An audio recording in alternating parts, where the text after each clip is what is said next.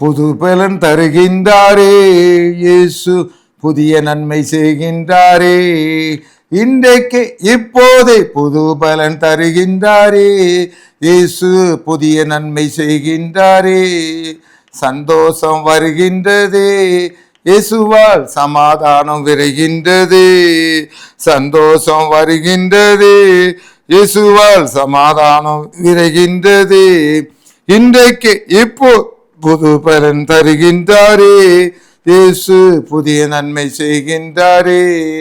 நோய்கள் எல்லாம் நீங்குகின்றது, இயேசுவால் பேய்கள் எல்லாம் பறக்கின்றது. நோய்கள் எல்லாம் நீங்குகின்றது, இயேசுவால் பேய்கள் எல்லாம் பறக்கின்றது. இன்றைக்கு இப்போதே புது பலன் தருகின்றாரே இயேசு, புதிய நன்மை செய்கின்றாரே. கடன் எல்லாம் கரைகின்றது, இயேசுவால் உடன்பிறப்பு உதவுகின்றாரே. கடன் எல்லாம் கரைகின்றது, இயேசுவால் உடன்பிறப்பு உதவுகின்றாரே. இன்றைக்கு இப்போதே புது பலன் தருகின்றாரே இயேசு, புதிய நன்மை செய்கின்றாரே. நம்பிக்கை பெருகின்றது, இயேசுவால் நன்னடத்தை வருகின்றது. நம்பிக்கை பெருகுகின்றது, இயேசுவால் நன்னடத்தை வருகின்றது. இன்றைக்கு இப்போதே புது பலன் தருகின்றாரே இயேசு, புதிய நன்மை செய்கின்றாரே. அங்கிங்கு அலைய மாட்டேனே, இயேசுவால் அதிசயத்தை கண்டிடுவேனே. அங்கிங்கு அலைய மாட்டேனே, இயேசுவால் அதிசயத்தை கண்டிடுவேனே. புது பலன் தருகின்றாரே இயேசு, புதிய நன்மை செய்கின்றாரே. இல்லை வீட்டு ஆலை, இல்லை வீட்டு ஆலை, அதாவது வீட்டில் பார்க்கின்ற வேளையிலே அந்த ஆலை, அந்த குடும்பத்தினுடைய இல்லைங்கிற வீட்டினுடைய நிலைமை இருக்குது என்கிற ஒரு நிலைமைக்கு வந்து விட்டது. இல்லை வீட்டு ஆலை, அந்த அந்த குடும்பத்திலே அந்த வரவானது, அந்த ஆசீர்வாதமானது, இருந்த தட்டுப்பாடானது இருக்குதுங்கிற சூழ்நிலையிலே வந்து விட்டது. இல்லை வீட்டு ஆலை. ஜெபம் செய்வோம். ஆண்டவரே கர்த்தாவே, எவரையும் உயிர்ப்பிக்கவும் ஆள் முடியும் ஆண்டவரே, எவரையும் உயர்த்தவும் ஆள் முடியும், தாழ்த்தவும் உயர்த்தவும் ஆள் முடியும் ஆண்டவரே. இந்த மாலை வேளையிலும் ஆண்டவரை தேடுகிற ஒவ்வொருவருக்கும் இரக்கம் பாராட்டுவீராக. கடனெல்லாம் கரைகின்றது என்று பாடல் தந்தீர் ஆண்டவரே. கடனெல்லாம் மறைகிட்டு கர்த்தாவே, வேதியெல்லாம் நீங்கி போகட்டும் ஆண்டவரே. சுகர் பிபி ஆண்டவரை காணாமல் போகட்டும் கர்த்தாவே. அற்புதம் அதிசயம் நடக்கட்டு கர்த்தாவே.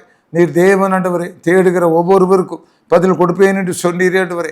குறிப்பிட்ட தேதிக்குள்ளாக குறிப்பிட்ட நன்மை வீட்டை வந்து அடைவதாக ஆண்டவரை. பலவீனங்கள் மாறி போகட்டும், இயேசு நாமத்தினாலே எழுந்து நடக்கட்டு கர்த்தாவே. புது பலனை கொடுப்பீராக, சபைகளிலே உத்வேகத்தை கொடுப்பீராக, சபைகளிலே எழுச்சியை கொடுப்பீராக. நம்முடைய வருகையிலே நாங்கள் காணப்பட கிருபை செய்வீராக. இயேசு மூலம் வேண்டுகிறேன் நல்ல பிதாவே, ஆமீன். இல்லை வீட்டு ஆலை, இல்லை வீட்டு ஒரு ஆலை. ஒரு ஆலை என்றால் கர்த்தருக்கு பிரியமானவர்களே, ஒரு ரைஸ் மில் என்று வைத்துக் கொள்ளுங்கள், அதான் ஆலை என்று சொல்வாங்க. அப்படிப்பட்ட இடத்துல இல்லை என்ற ஒரு சூழ்நிலை வருகின்ற பொழுது அங்கே தேவன் செய்த அற்புதம் என்னவென்றால் இருக்குது, அந்த ஆலை நிரம்பி வழிகிறது. அப்படிப்பட்ட ஒரு சூழ்நிலையை கொண்டு வருகிறார். இல்லை வீட்டு ஆலையை நாம் பார்க்கின்ற பொழுது 1 ராஜாக்கள் 17ஆம் அதிகாரம் அங்கே 12ஆம் வசனம்.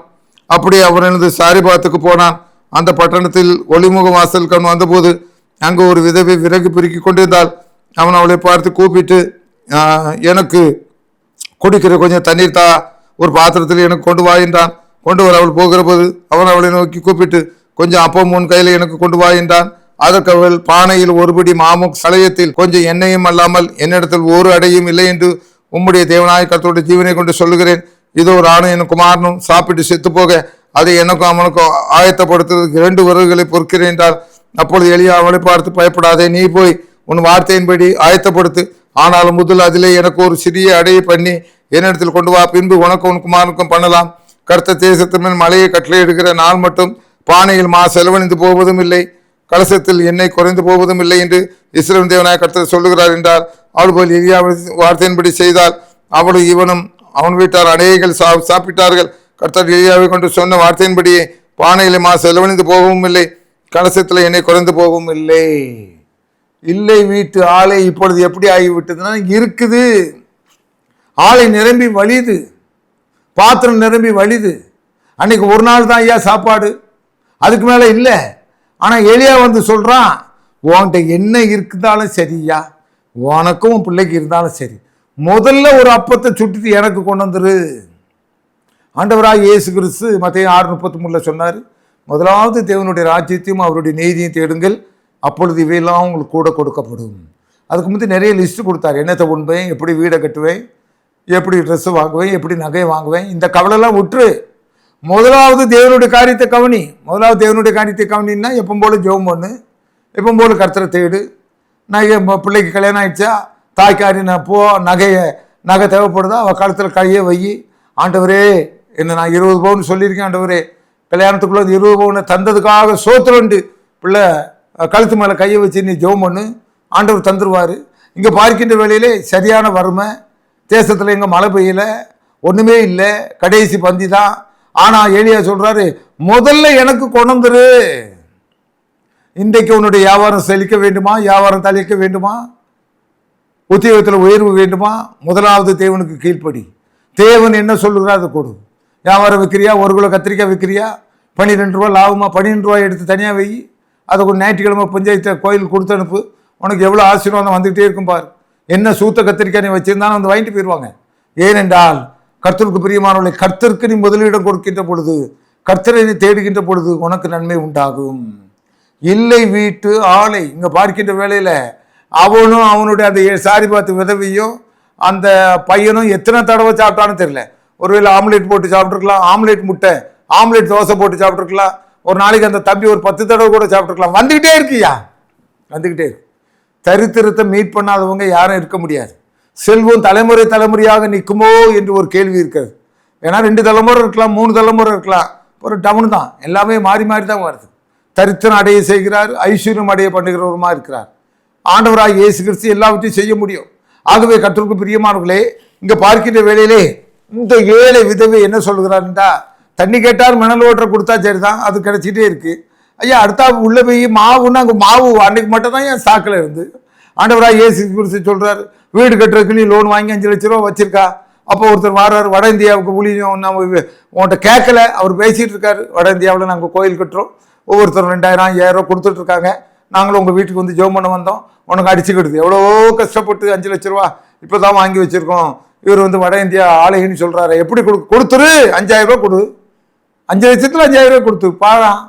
எல்லாம் செங்கல் எல்லாம் வெளியெல்லாம் 13னா லோடு உனக்கு 10,000 ரூபாய்க்கு வந்து இறக்கிடுவான். எல்லா காரியம் நடக்காது. தான் முதல்ல அப்பத்தை கொடுக்கறதுங்கிறது.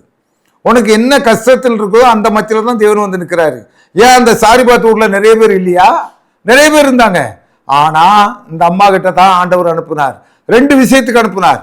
இந்த அம்மா நீடித்து வாழ வேண்டும், இந்த அம்மா கர்த்தருக்கு பயப்படுற ஒரு ஸ்திரீ, இந்த அம்மா வாழ்க்கையை முடிக்கக்கூடாது, இது வாழ வேண்டும் என்ற ஒரு காரியம், கர்த்தருக்கு கொடுக்கறதுனால இருக்கிற பலனை இது ருசிக்க வேண்டும், அனுபவிக்க வேண்டும் என்பதற்காக இங்கே அனுப்பப்பட்டது. இன்னைக்கு எத்தனை பேர் இருக்கிறாங்க, கோயிலுக்கு கொடுக்குற ஒரு பாக்கியம் உனக்கு கிடைச்சுன்னா அது உனக்கு ஒரு சிலாக்கியம், அது கஷ்டமாக இருக்கக்கூடாது.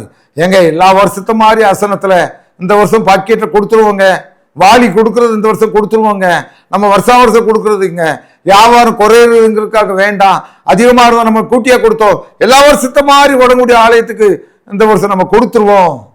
பொருத்தனை நிறைவேற்றியா? கர்த்தர் பெரியவராக இருக்கிறார், கேமரா அவர் கையில் இருக்குதுயா, உன் வீட்டில் எவ்வளோ இருக்குன்னு தெரியும், உனக்கு தெரியும். ஒருவேளை 98 பவுன் 7 கிராம் இருக்கலாம், உனக்கு கூட அந்த 7 கிராம் கூட மறந்துடலாம், ஆண்டவருக்கு அது ஞாபகம் இருக்கும். நீ எங்கே ஒழிச்சு வச்சிருக்க ஆண்டவருக்கு தெரியும். ஆகவே நீயும் நான் செய்ய வேண்டியதெல்லாம் கர்த்தருக்கு முதலீடு கொடுத்து உன் களஞ்சியங்களிலே பூரணமாய் நிரம்பும்படி கர்த்தருக்கு முதல் விளையிற விளைச்சலை கொடு. சேர்ப்பின் பண்டிகை கொண்டாடு, அறுப்பின் பண்டிகை கொண்டாடு, எல்லா பண்டிகையும் கொண்டாடு. ஆக கர்த்தருக்கு கொடுக்க பழகுகின்ற வேளையிலே இல்லை என்கின்ற அந்த வீட்டு வாசல்ல இருக்கு என்று சொல்லுகின்ற வேளையிலே கர்த்தர் நம்மை இவ்விதமாக ஆசீர்வதித்தார், நம்ம உயர்த்தியிருக்கிறார் என்று சொல்லுகிற விதத்திலே கர்த்தர் மாற்றி அமைப்பார். இருக்குது உன் வீட்டில் தானியம், இருக்குது உன் பை நிறைய காசு, இருக்குது உன் கழுத்து நிறைய நகை, கர்த்தர் கொண்டு வருவார். ஆண்டவரே உம்மை சோத்தரிக்கிறோம், துதிக்கிறோம். நீர் அற்புதர் கர்த்தாவே, நீர் அதிசயர் கர்த்தாவே. சாரிபாத் விதனுடைய வாழ்க்கையை மாற்றி போட்டீர் ஆண்டவரே. அதே மாதிரி அநேக பேருடைய வாழ்க்கை முறைகளை மாற்றி போடுங்க, செல்வ திரட்சி உள்ளதா ஆக்குங்க. கர்த்தரை தேடுகிற மனிதன் இவ்விதமாய் ஆசீர்வதிக்கப்படுவான். இந்த குடும்பத்தை பற்றி சொல்லட்டும், இந்த மனிதனை பற்றி சொல்லட்டும், என்னுடைய வறுமை நீங்கி போகட்டும், வியாதி நீங்கி போகட்டும், கடன் தொல்லை மாறட்டும். கர்த்தர் தாமே இந்த வீட்டிலே ஆட்சி புரிவீராக. இயேசு மூலம் வேண்டுகிறேன் நல்ல பிதாவே. ஆமென்.